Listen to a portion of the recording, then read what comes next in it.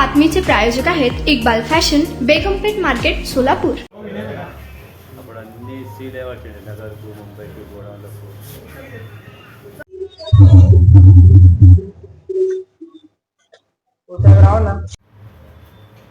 नंदी दे आधी आधी ताकाला चेई त्याकडे नंदीचं द्या खाली आहे की हेच घे हां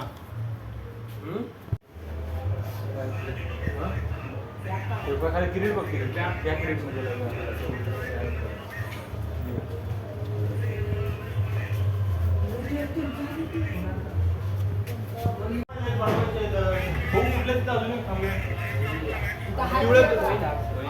दोन्हीचं कलर वेगवेगळं आहे दोन्ही आणते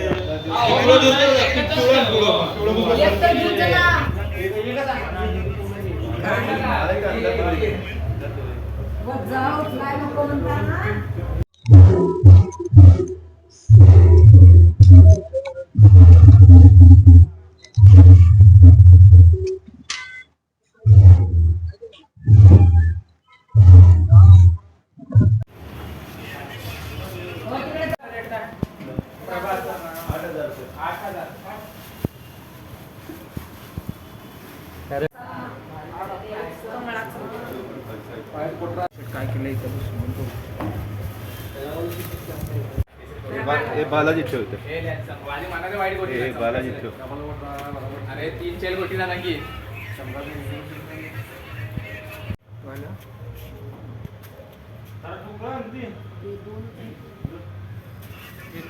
मी मिनल चव्हाण, जुळे सोलापुरातून आली आहे। कसं आहे म्हणजे खूप छान आहे, तिकडे होलसेल प्राइस आहे, त्यामुळे आम्ही इकडे चाललोय।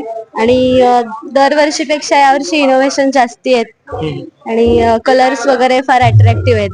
काय नवीन डिझाईन देखील आहे? हो हो, प्रचंड। म्हणजे विशेष काय माहिती का की आपण लक्ष्मीच्या हातात ते जे नाण्यांचं वगैरे मडकं देतो ते चक्क त्यांनी ह्यावेळेस गणपतीला बनवलंय। आणि मुळात मी कधी नारायणाच्या रूपातला गणपती बघितला नव्हता, तो एक मला विशेष वाटला। आणि हा आणि बाकी तो रामाच्या अवतारातला आहे। रामाच्या अवतारात एक मोठा पण आहे आणि एक लहान पण आहे।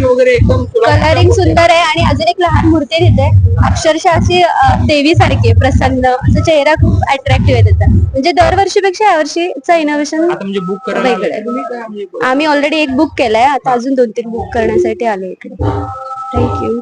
काय यंदाच्या वर्षी मोठे आवडले का नाही? आवडलं चांगलं आहे, घरगुती आहे। कुठल्या प्रकारचे बघितलं? काय बघितलं लहान 1.5 फूट 1.25 फूट बुकिंग केलं? करायचं केलं का बुकिंग? नाही अजून करायचं। किती फुटापर्यंत पाहिजे? काय 1 फूट 1.25 फूट आहे का? व्हरायटी आहे का आपलं?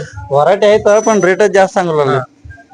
पीओपी महाग असल्यामुळे सगळं त्यांचं बी रेट वाढले आहे। तुम्हाला पाहिजे एक उत्तम विवाह कलेक्शनचा अनुभव? सोलापूरमध्ये एकाच ठिकाणी सर्व काही मिळायला हवंय?